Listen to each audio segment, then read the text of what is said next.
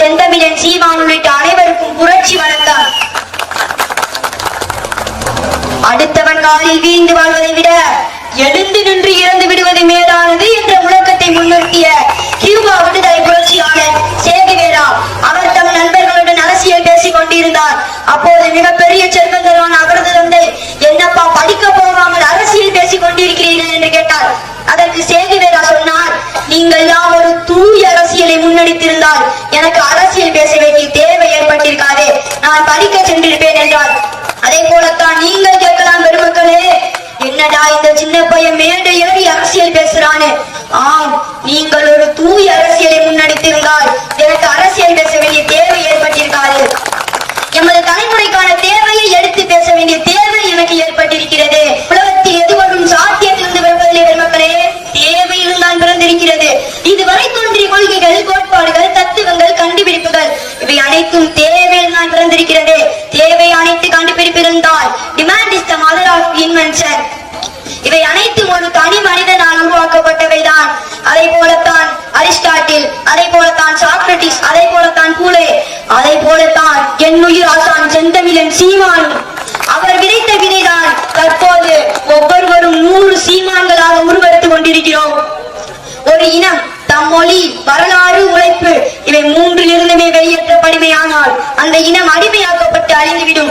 அப்படித்தான் நம் தமிழ் இனமும் அழிவின் பாதையில் சென்று கொண்டிருக்கிறது. இந்த உலகில் இறைவனால் படைக்கப்பட்டு மனிதன் பேசிய முதல் மொழி எம் உயிர் தமிழ் அழிந்து கொண்டிருக்கிறது. எங்கும் தமிழ், எதிலும் தமிழ் என்றார்கள். எங்கே இருக்கிறது தமிழ்? நம் பெயரில் இல்லை தமிழ், நம் பேச்சில் இல்லை தமிழ், அலுவலகத்தில் இல்லை தமிழ், அரசு கோப்புகளில் இல்லை தமிழ், நம் நாட்டில் இல்லை தமிழ், நம் நாட்டில் இல்லை தமிழ், பாட்டில் இல்லை தமிழ், பெயர் பலகையில் கூட இல்லை தமிழ், எங்கும் இல்லை தமிழ். தமிழ் எங்கள் பேச்சு இல்லை பெருமக்களே, தமிழ் எங்கள் மூச்சு. அழிந்து கொண்டிருக்கும் எம் உயிர் தமிழை மீட்டெடுக்க வேண்டிய பொறுப்பும் கடமையும் எம் தலைமுறைக்கு கையளிக்கப்பட்டிருக்கிறது. வரலாற்றை மறந்த இனம் சுடுகாட்டில் எரிந்த பினம். வரலாற்றை படைத்தவர்களுக்கு வரலாற்றை எழுதுவதற்கு நேரம் இருக்காது. அப்படித்தான் வரலாற்றை படைத்த எம் முன்னவர்கள் வரலாற்றை எழுதவில்லை. இங்கே வரலாறு என்றாலே வட இந்திய வரலாறு தான். எம் இன வரலாறு மறைக்கப்பட்டு வட இந்திய வரலாறு திணிக்கப்பட்டிருக்கிறது. இங்கே வீரம் என்றாலே சிவாஜி தான். மறைந்திருந்து தாக்கும் கொரில்லா போர் முறையை பயன்படுத்தி வெள்ளையனுடன் வெறும் 8 நாட்கள் மட்டுமே சண்டையிட்ட சத்ரபதி வீர சிவாஜி ஆகிவிட்டார். காளையார்கோவில் கோட்டை சுவட்டில் கரித்துண்டால் எழுதி ஓர் அறிவிப்பு செய்து நெஞ்சுக்கு நேர் என்று தொடர்ந்து 8 மாதங்கள் சண்டையிட்ட என் மாமன்னர்கள், மருது பாண்டியர்கள் வீர வரலாறு எங்கே இருக்கிறது? சர்தார் வல்லபாய் பட்டேலுக்கு வாங்கிய சிலை இருக்கிறது. ஆனால் வெள்ளையனுக்கு எதிராக தம் சொத்து முழுவதையும் விட்டு அந்த பணத்தில் கப்பல் வாங்கி ஓட்டிய கப்பலோட்டிய தமிழன் வ.உ.சி.யின் சிலை எங்கே இருக்கிறது? வெள்ளையனுக்கு எதிராக போரிட்டு இழந்த பகை மீட்ட ஒரே வீரமங்கை வேலு நாச்சியாரின் சிலை எங்கே இருக்கிறது? சிவகங்கை அரண்மனை வாசலில் மரப்பாச்சி பொம்மை அளவில் சிறியதாய் நிற்கிறாய் மாதர்குல மாணிக்கம். மறைக்கப்பட்ட எம் இன வரலாற்றை நாங்கள் தேடி தேடி எழுதி கொண்டிருக்கிறோம். நாம் உழைப்பில் இருந்து கொஞ்சம் கொஞ்சமாக வெளியேற்றப்பட்டுக் கொண்டிருக்கிறோம். ஒரு நாடு தம் மக்களின் உழைப்பை உற்பத்தியில் செலுத்தினால் அந்த நாடு வாழும் வளரும். ஆனால் நம் மக்கள் உழைப்பிலிருந்து வெளியேறி மதுவிற்கும் திரைக்கவற்றிற்கும் அடிமையாகிவிட்டார்கள்.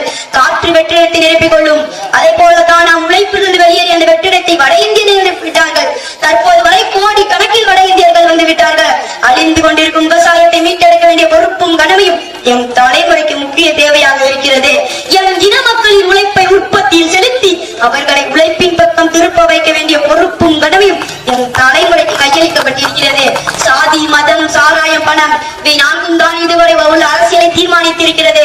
தற்போது துறைக்கவர்ச்சி என்ற பெரிய போதை காதுகளுக்கும் கண்களுக்கும் போதை ஏற்றப்படுகிறது. இது 5வது தூணாக ஊன்றப்படுகிறது. இவை 5ஐயும் அறவே ஒழித்து அரசியல் என்பது மக்களுக்கான தேவையும் அவற்றை நிறைவேற்ற வேண்டிய சேவையும் என்பதை நிரூபிக்க வேண்டிய தேவை எம் தலைமுறைக்கு முக்கிய தேவையாக இருக்கிறது. இந்த மண்ணையும் மக்களையும் சுரண்டும் எந்த தொழிலையும் எம் தலைமுறை கடத்துவதற்கு உங்களுக்கு எந்த உரிமையும் இல்லை. அரசியலின் உயரிய ஆயுதமான உங்கள் வாக்கை வாங்குவதையும் நிற்பதை நிறுத்திக் கொள்ளுங்கள். ஏனென்றால் நாங்கள் அடிமைகளாக வாழ விரும்பவில்லை, வாக்களிக்கவும் விரும்பவில்லை. நாங்கள் இல்லாமல் இங்கே அரசியல் செய்ய முடியாது என்ற நிலையை நாங்கள் உருவாக்கிவிட்டோம். அதனால் நீங்கள் இனிமேல் எங்களின் கரங்களை பிடித்து எங்களுக்கு வலு சேர்க்க வேண்டிய தேவைதான் இங்கே மிச்சம் இருக்கிறது. அதனால் வரும் 2026 சட்டசபை தேர்தலில் நாம் தமிழர் கட்சி சார்பாக போட்டியிடும் திருச்சுழி சட்டமன்ற தொகுதி வழக்கறிஞர் அண்ணன் பாவரங்காடு காட்டி அவர்களுக்கு பஸ் ஏற்கலப்பை தூக்கி விவசாய சின்னத்தில் வாக்களித்து அவர்களை வெற்றி பெற செய்யுமாறு உங்களை தாழ்மையுடன் கேட்டுக்கொள்கிறேன். அந்த வெற்றி அண்ணனின் வெற்றி மட்டுமல்ல, உங்களின் வெற்றி, நம் இனத்தின் வெற்றி. தாய் தமிழ் வாழ்க. தலைவர் பிரபா